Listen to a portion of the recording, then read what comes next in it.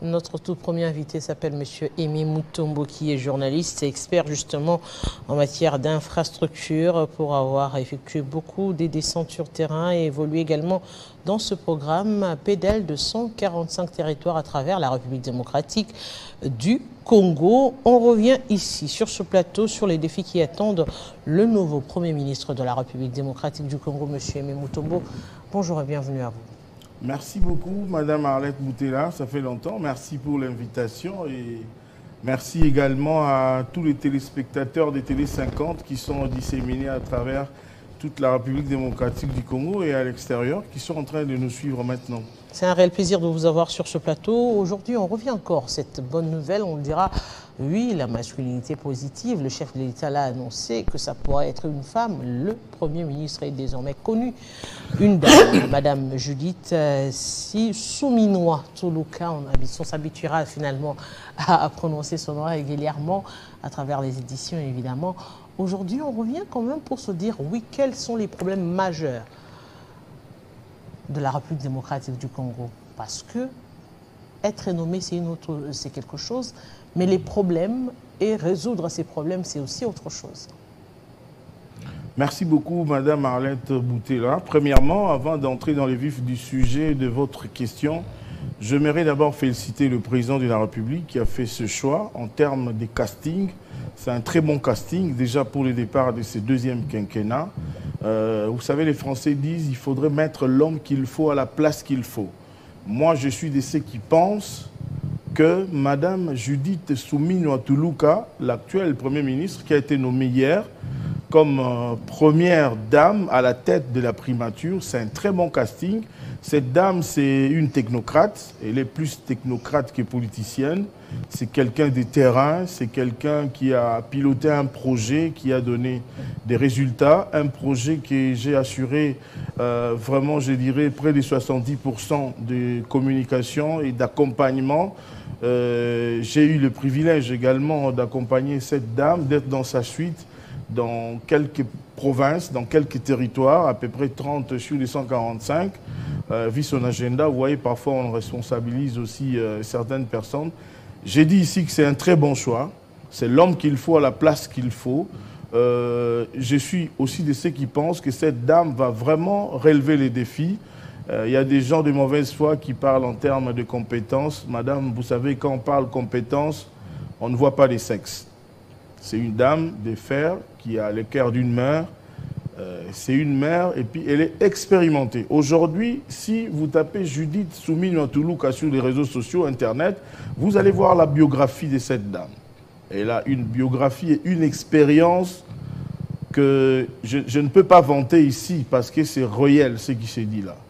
J'ai eu pour le peu de temps que j'ai eu à accompagner cette dame, voir la dextérité avec laquelle elle travaille, la dextérité avec laquelle, la détermination, l'engagement. Et je pense que je me dis bravo, félicitations au chef de l'État pour le choix. Vraiment, nous avons eu des premiers ministres hommes pendant plusieurs années. Nous avons vu ce que ça a donné. Aujourd'hui, c'est vrai que nous sommes en train de tenter, mais je vous dis, je connais cette dame, on aura des résultats. On aura des résultats et vous allez voir ce qui se fera à la longue. Aujourd'hui, on se dit finalement, on veut parler des problèmes de la République démocratique du Congo. Quels sont les réels problèmes à ce jour de la République démocratique du Congo? Le vrai problème de la République démocratique du Congo aujourd'hui, premièrement, c'est la paix à l'Est, c'est la reconstruction du pays, c'est les problèmes socio-économiques. Je peux penser qu'en 3 phases, c'est ça le gros problème de la RDC. Parce que quand on voit le socio-économique, il y a beaucoup de choses. Quand nous parlons de la reconstruction, il y a beaucoup d'aspects qui entrent en danse. Quand nous parlons de la paix, c'est la guerre, des petites poches, des inciviques et des gens de mauvaise foi qui sont ça et là en complicité, bien sûr, avec certains fils égarés de la République qui travaillent pour essayer de déstabiliser les choses, mais en vain. Nous comprenons et je vous dis, dans les jours à venir, les gens vont comprendre que ces témoignages que j'ai faits aujourd'hui, ce n'est pas pour rien. C'est une dame de fer. Aujourd'hui, si on devrait parler justement du social, on devrait parler de l'économie, on devrait parler de la reconstruction de la République démocratique du Congo, on évoquera notamment des questions liées à la justice et autres. Et on le sait, seul le Premier ministre ne peut rien. Certes, il va avoir la vision du chef de l'État, mais à ses côtés, il faudrait justement des personnes capables à ce jour de matérialiser ce dont vous venez de parler, notamment la question de la paix, la question de la sécurité à l'est de la République démocratique du Congo, la question du social et de l'économie, et la question de la reconstruction de la République démocratique du Congo. Oui, vous savez, vous soulevez un point très important, madame. Je profite aussi pour demander à l'actuelle Premier ministre, madame Judith Suminwa Tuluka, que je tiens à féliciter d'entrée de jeu. Félicitations, Excellence, pour votre élévation et nomination comme première dame à la tête de la primature. C'est vrai, elle doit être entourée aussi d'autres technocrates, moins des politiciens. Essayons un peu de faire cette fois-ci avec moins des politiciens et plus des technocrates. Mais au-delà de tout, elle est aussi politique, parce que dans son parcours, on parle d'elle aussi en tant que politique aussi. Je ne refuse pas. J'ai bien dit ici à l'entame que cette dame est plus technocrate que politicienne. Je n'ai pas exclu l'aspect politique. Elle est politicienne, oui, elle est membre de l'UDPS. C'est bien. Le champion de la masculinité positive l'avait annoncé. Il a dit que nous allons pourquoi pas avoir une première ministre dame. Alors aujourd'hui, c'est fait, c'est une réalité. Hier, c'était dans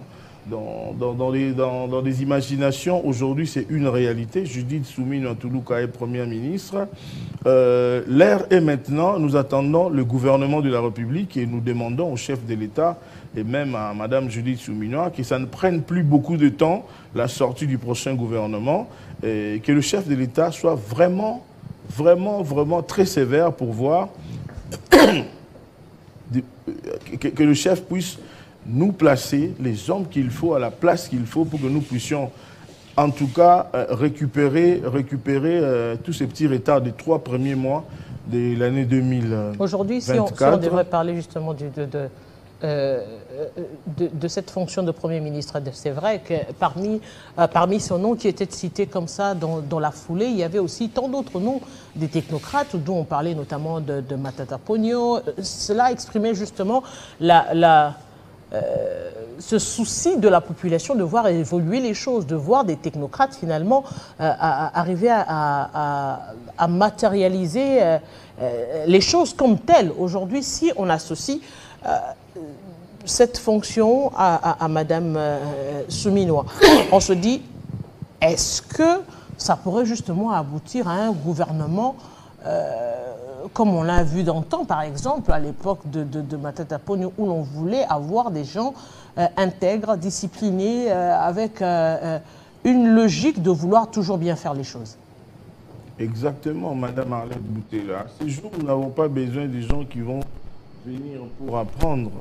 Nous avons besoin des gens un peu rodés. C'est pourquoi on doit faire un peu...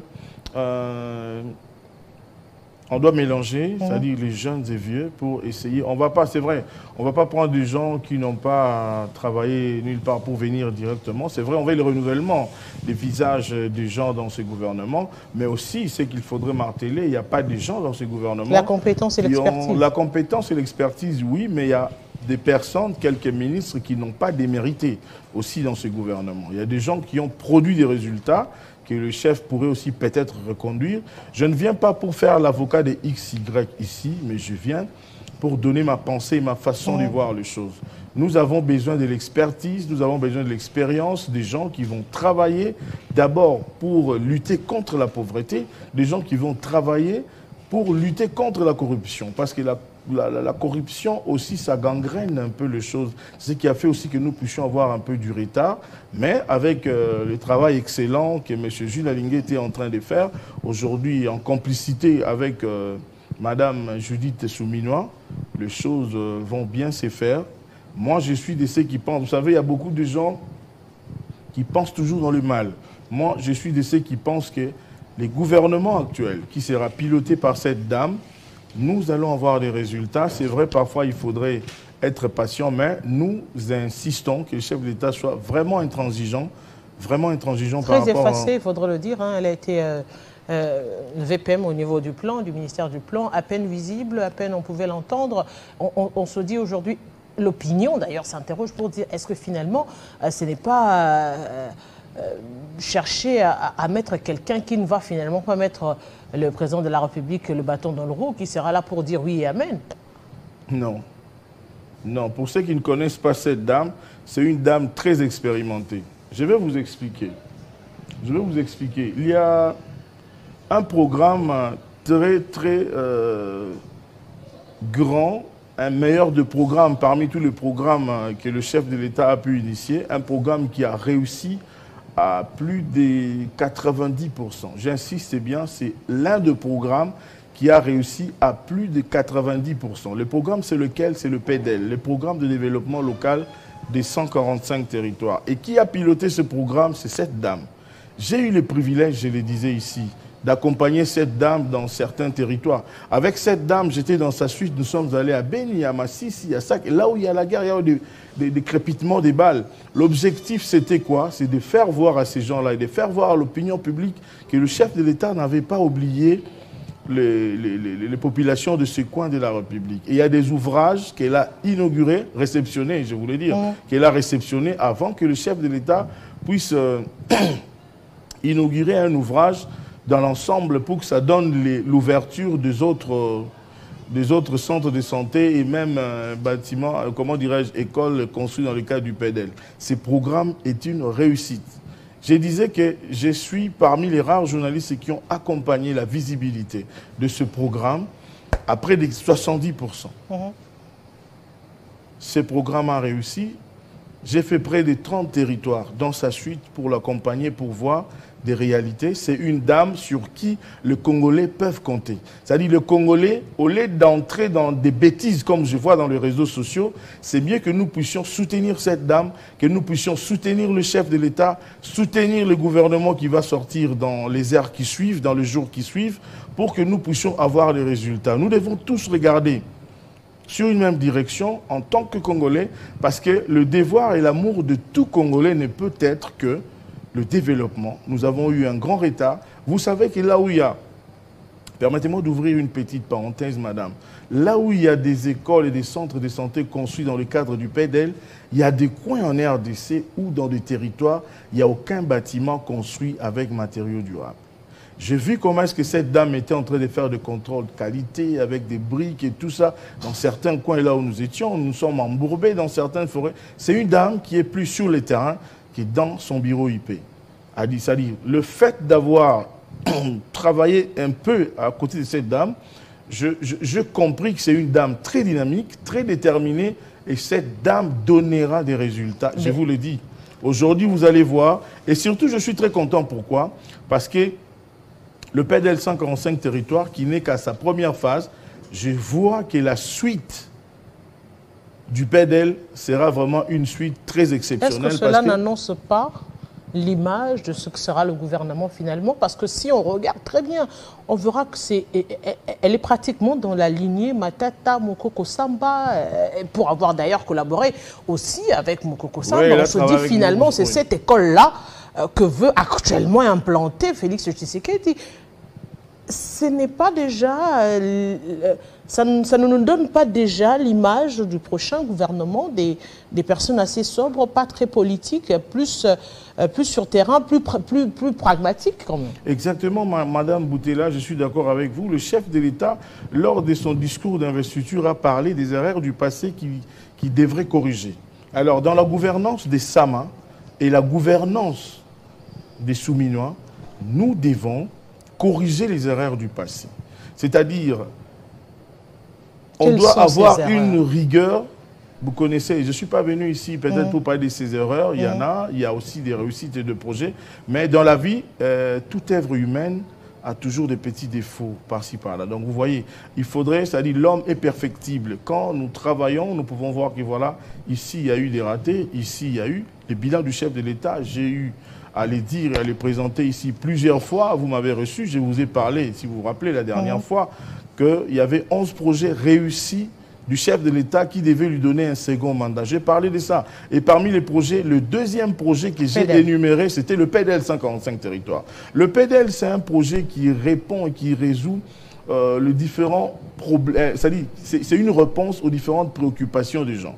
Alors, ici, déjà, le chef de l'État nous donne l'image de ce qu'il faudrait être pour le profil des prochains membres du gouvernement, le profil des prochains mandataires publics, parce que nous avons besoin des résultats. Le pays a beaucoup de retard en ce qui concerne la reconstruction, les problèmes socio-économiques. Pouvez-vous vous imaginer que la RDC aujourd'hui, c'est un pays où le gouvernement paye une facture de plus de 2,5 milliards pour l'exportation des denrées de première nécessité. Alors, nous devons attaquer la deuxième phase du PDL qui concerne à la construction des routes des dessertes agricoles pour permettre aux aliments et aux biens de première nécessité de venir vers les zones de consommation. Alors, ça fait partie des aspects. C'est une dame qui connaît bien le Congo et connaît. Imaginez-vous, elle a piloté le PDL 145 territoires. Plusieurs fois, elle était sur le terrain, elle connaît les réalités, partout où nous étions passés, partout où elle est passée, peut-être sans moi, on a vu des réalités, elle a compris ce que le Congo, les besoins premiers et primordiaux du Congo. C'est-à-dire cette dame va donner des résultats. Je suis très content quand j'ai appris que c'est elle qui a été nommée, j'étais très content. Pourquoi? Parce que c'est une dame de valeur, c'est une dame compétente, c'est une dame qui mérite de diriger le gouvernement. Essayons un peu avec les dames, parce que nous avons travaillé avec des hommes, nous avons vu ce que ça donne. Mais c'est cette polémique-là également que vous ne craignez pas que ça puisse mettre un peu plus de pression. Ce côté comparatif homme-dame, finalement, c'est, comme vous l'avez dit, c'est la compétence qu'il faudrait mettre en exergue aujourd'hui. Parce que l'opinion a tendance maintenant à vouloir parler plus de l'aspect maintenant la femme, on va voir ce qu'elle va faire, maintenant la femme, après les hommes. Est-ce que finalement, vous ne craignez pas que cela puisse justement nous éloigner de l'objectif qui est la matière grise, l'intelligence? Moi, je pense qu'il ne faudrait pas que nous puissions entrer dans le débat des caniveaux. En termes de compétences, je l'ai dit, si quand on parle compétence, la compétence, ce n'est pas question de sexe. C'est une dame très expérimentée, c'est une dame qui connaît le Congo, c'est une dame qui connaît les réalités et les besoins primordiaux de la RDC.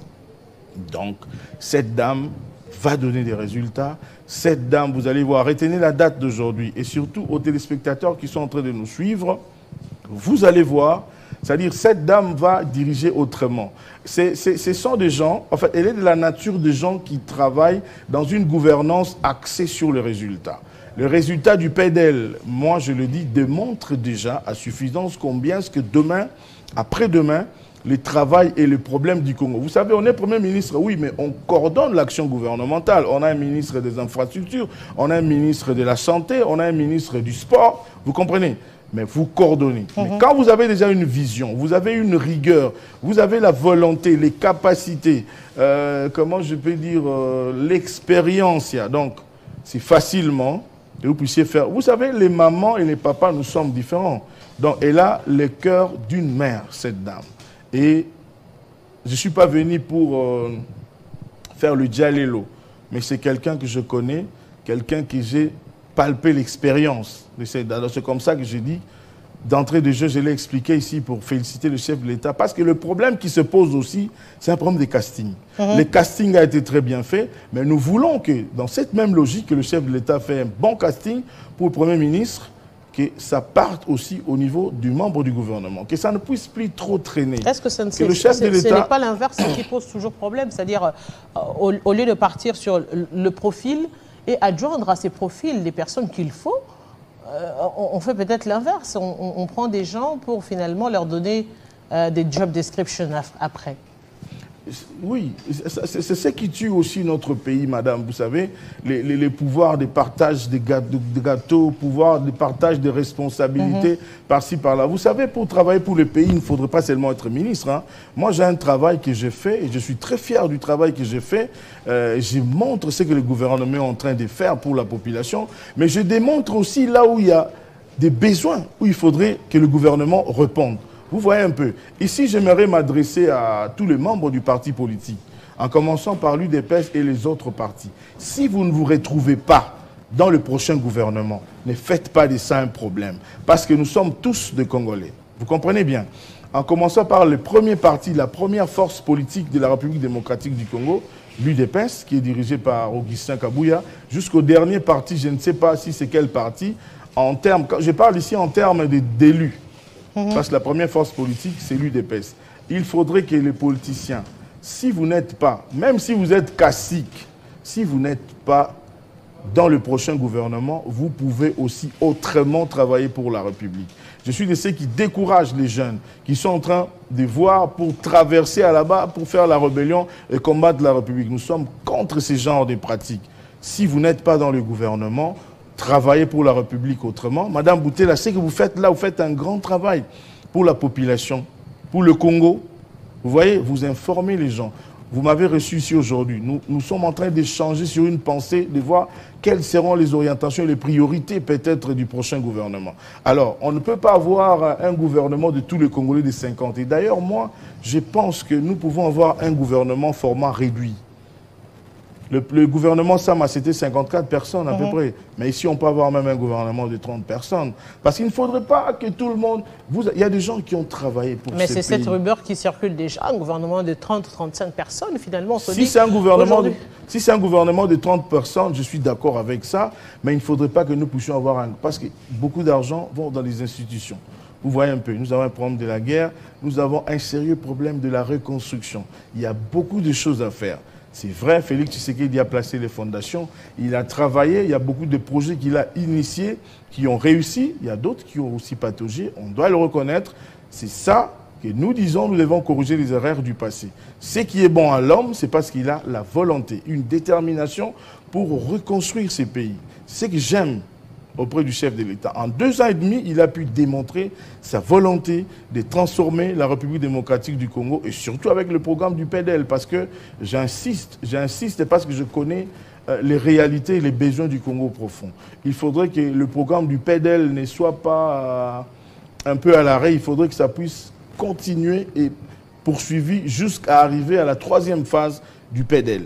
Alors c'est pourquoi je profiterai ici pour lancer aussi un message au nouveau Premier ministre de marteler et d'accélérer jusqu'au tapis pour que le PDL puisse aller, d'ici la fin de cette année déjà, que nous puissions entrer et changer d'aspect des choses pour aller peut-être, pourquoi pas, à la 3e phase. Il était prévu la construction de routes de dessertes agricoles qui sont très importantes parce que vous savez, dans le Congo, ici, il y a des coins qui sont tellement riches en aliments nutritifs, c'est-à-dire, mais il y a des coins où il y a une forte sécheresse. Alors, qu'est-ce qu'il faut? Il faudrait qu'il y ait des échanges. Il y a des coins où il y a le manioc, il y a des coins où il y a les haricots, il y a des coins où il y a la pomme de terre.